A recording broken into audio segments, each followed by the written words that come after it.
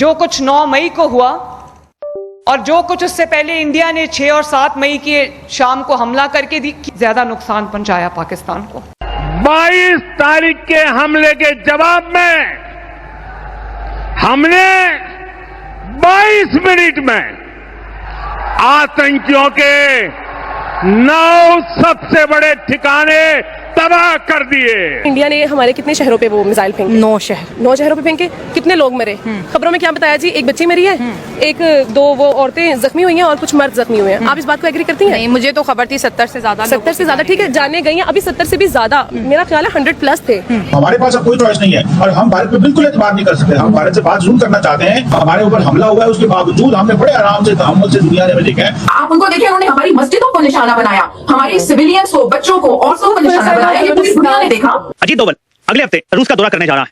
उसमें इतलात ये है कि अजीत डोवल रूस से मजीद S-400 लेने जा रहा है। ठीक है, हमारा मीडिया क्या कर रहा है, हमारी हुकूमत क्या कर रही है, हमारे हुक्मरान क्या कर रहे हैं? इंडिया वालों ने इतना कुछ कर लिया, चलो रात के अंधेरे में, तुम लोग दिन में तो कुछ ना कुछ करो। भारतीय वजीर आजम की नरेंद्र मोदी की शर्मगेजी मुज़ाकरात के लिए शराइत भी आयद करती। कहा पाकिस्तान से बात होगी तो सिर्फ दहशतगर्दी और पाकिस्तानी कश्मीर पर। कुछ भी नहीं करे। अगर यही चीज इंडिया में हुई होती ना, उन्होंने पाकिस्तान को ब्लेम करना था, पाकिस्तान की वजह से। अभी तक अटैक कर देना था India. Yeah, well, you see, I think India is very fortunate to have Prime Minister Modi. I think it's a great blessing on India and it's an advantage to the rest of the world. Hindustan कहेगा कि हमें solid guarantees चाहिए कि Kashmir related आपका जितना भी infrastructure, terror network जिसे वो कहते हैं, ये इंफ्रास्ट्रक्चर है, इसको आप डिसमेंटल करें, हमें इसके वेरीफाइबल प्रूफ दें। और वो मेरे ख्याल जबानी नहीं होगा, वो ये कहेंगे कि हाफिज सईद को हमारे हवाले करें, फलां को हमारे हवाले करें, फलां का काला करें, इनको सजाएं देगा, इस तरह की उनकी डिमांड्स होंगी। हम लाते हैं टॉक शोज और अनलिमिटेड एंटरटेनमेंट सिर्फ YouTube पर।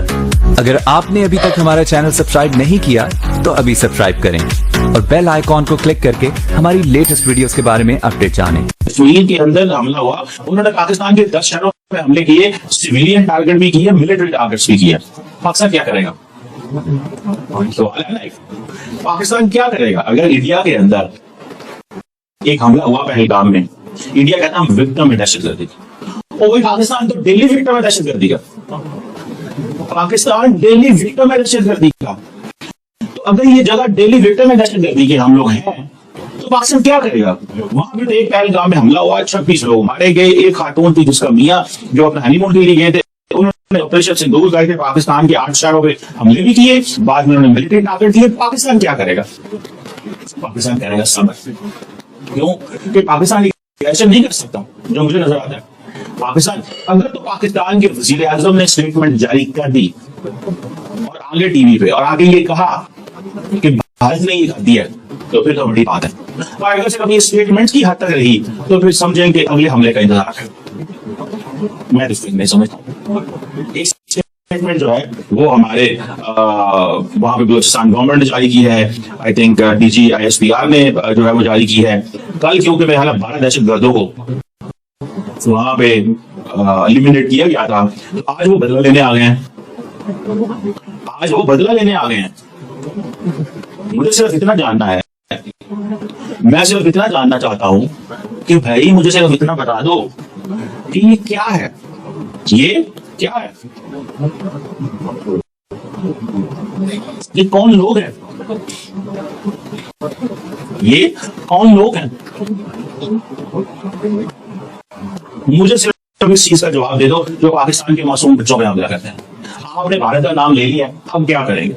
हमला तो आप कर नहीं सकते क्योंकि पाकिस्तान इसको नहीं समझता, इंडिया इसको समझता तरीका, पाकिस्तान इसको तरीका नहीं समझता। पाकिस्तान ये नहीं कहता कि पाकिस्तान का हमला होगा हम इंडिया का हमला करते हैं। उन्होंने थ्रेशोल्ड रखी है, उन्होंने थ्रेशोल्ड रखी है कि 1 पूरी छोटी सी सर्जिकल स्ट्राइक, 2019 पुलवामा बालाकोट में मारा, और अभी ये उन्होंने एक स्ट्रेटजी। आप क्या करने जा रहे हैं? मैं तो सिर्फ अपने लोगों से सवाल पूछना चाहता हूँ। ये बड़े सख्त सवाल है, अगर इस सवाल को महसूस किया जाए तो इंतहाई सख्त सवाल है। आप क्या करेंगे? डॉसियर्स लेके अभी बिलावल भुट्टो साहब जा रहे हैं, जाहिर बात है उनको डॉसियर्स दें कि ये BL है, ये इनके लीकेजेस हैं, यहाँ से पैसा आ रहा है। कुलभूषण यादव का जिक्र करेंगे कि पाकिस्तान के पास अभी भी एक इंडिया का नेवल ऑफिसर मौजूद है। इसके अलावा क्या करेंगे? इसके अलावा क्या किया जाएगा? सिर्फ मुझे एक चीज का जवाब दे दिया जाए, मुझे सिर्फ एक चीज का जवाब दे दिया जाए, इसके अलावा क्या करेंगे? क्या पाकिस्तान के वजीर आजम इसको टेकअप करेंगे? नरेंद्र मोदी साहब से लेटर लिखेंगे उनको कि पाकिस्तान में ये जो प्रॉक्सीज को आप सपोर्ट करते हैं ना करें, या कि डिप्लोमेटिकली दुनिया के सामने लेके जाएंगे? डिप्लोमेटिकली कितना को लेके जाएंगे, कितना ले जाएंगे? भूल जाएंगे बाद में हम भूल जाते हैं, हमें याद करवाया जाता है, हमें याद करना पड़ता है, हम डिस्ट्रैक्ट हो जाते हैं एज ए नेशन। हम इतने ऑक्युपाइड है बहुत सारी चीजों में, हमें IMF से किस्तें भी लेनी है, हमें वहां से फॉरेन डायरेक्ट इन्वेस्टमेंट के लिए भी कोशिश करनी है, हमें बाहर से पैसा लेके आना है ताकि अपने बैंक में, सेंट्रल बैंक के अंदर फॉरेन एक्सचेंज रिजर्व के तौर पर कुछ पैसे पड़े। मोदी ने बीकानेर में जाकर जिस तरह का भाषण दिया है, उनका रौद्र रूप देखकर तो मुझे लगता है पाकिस्तान एक बार फिर डर गया होगा कि पता नहीं अब आगे क्या होने वाला है। जी अंजू जी, आप देखिए प्रधानमंत्री मोदी जी जो हैं, he is a man of signals. वो जो काम करते हैं, बोलते हैं, सबके पीछे कोई ना कोई राज छुपा होता है। और इस बार तो वो बड़े मुखर होकर उन्होंने बोला है, पाकिस्तान को आड़े हाथों लिया है और उसको अच्छी धमकी दे डाली है। देखिए उनके उतरने के बाद में, वहां पर देशनोक में उतरे हैं, उतरने के बाद से लेकर उनका भाषण खत्म होने तक का एक बार आप जरा ध्यान दीजिएगा। सबसे पहले कहां गए वो? करणी माता के मंदिर गए। करणी माता को क्या मानते हैं? दुर्गा का अवतार मानते हैं वहां के लोग। दुर्गा किसका प्रतीक है? शक्ति का प्रतीक है, सुरक्षा का प्रतीक है। एक तरीके से वहां के लोकल लोगों की केयर टेकर है, उनका रख रखाव कर रही हैं। उनके 25,000 जो चूहे घूम रहे हैं, कहते हैं वो उनके भक्त थे, जो चूहों के रूप में आजकल मंदिर में आ गए हैं, जिसको वो लोग काबा बोलते हैं। तो ये सब चीजें हैं। करणी माता उन 25,000 भक्तों की रक्षा कर रही है। मोदी जी का करणी माता मंदिर में जाके माथा टेकने का एक संकेत जो मैं पढ़ पा रहा हूं, यह है कि भाई हम एक शक्ति हैं, शक्ति के रूप में आपका संरक्षण करेंगे, आपका बचाव करेंगे, और जितने आपके भक्त हैं, यानी कि जितनी जनता है वहां पर, उसको हम सुरक्षित रखेंगे। कदाचित ये मैं पढ़ पा रहा हूं उनके करणी माता मंदिर के विजिट के बाद। उसके बाद उन्होंने जाकर कुछ चीजों का उद्घाटन किया, शिलान्यास किया, कहां नींव के पत्थर रखे, उसकी डिटेल भी उन्होंने अपने भाषण में दी थी।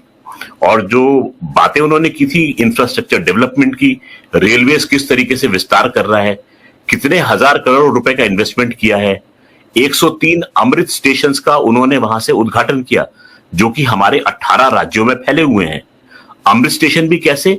अगेन सिग्नलिंग के साथ में उन्होंने अपनी सांस्कृतिक धरोहर को उन स्टेशंस पर स्थापित किया है। जैसे उन्होंने एग्जाम्पल दिया उन्होंने ओरछा का, तो ओरछा में भगवान राम की झांकी जो है वो परिलक्षित होती है। तो हर स्टेशन जो है वो उस जगह की एक सांस्कृतिक छवि बन के उभरेगा, यानी जो भी व्यक्ति वहां से गुजरेगा वो उस स्टेशन को उस जगह के साथ में जोड़ पाएगा बड़े आराम से। तो ये कुछ सिग्नलिंग जो थी वो मैं पढ़ पा रहा था उनके भाषण में। उसके बाद उन्होंने जिक्र किया रोडवेज का। रोडवेज में किस तरीके से विस्तार हुआ है। उन्होंने फ्रेट कॉरिडोर की बात की, यानी माल ढुलाई का काम जो है। कर्नल साहब, ये बातें तो अलग है, लेकिन जो उनकी भाषण का मुख्य मुद्दा था वो पाकिस्तान था। सीधे पाकिस्तान को उन्होंने संदेश दिया। उन्होंने कहा मोदी की नसों में खून नहीं, गर्म सिंदूर बह रहा है, और सिंदूर बह रहा है, बारूद बन जाता है तो फिर वही तबाही होती है जो 22 मिनट में भारत ने की पाकिस्तान में। जी, असल बात है मोदी जी का ये स्टेटमेंट मुझे बड़ा अच्छा लगा। उन्होंने क्या किया, कल्चर को उस समय के साथ जोड़ा और उसको एक सिग्निफाई करके दिखाया कि सिंदूर जब बारूद बन जाता है तो उसका क्या अंजाम होता है, वो आपने देखा है। तो आपको ये वीडियो कैसा लगा कमेंट बॉक्स में जरूर लिखिए। इस वीडियो को लाइक कीजिए, शेयर कीजिए, सब्सक्राइब करना ना भूलिए आपके चैनल EFC.Z को। तो मिलते हैं अगली वीडियो में। जय हिंद।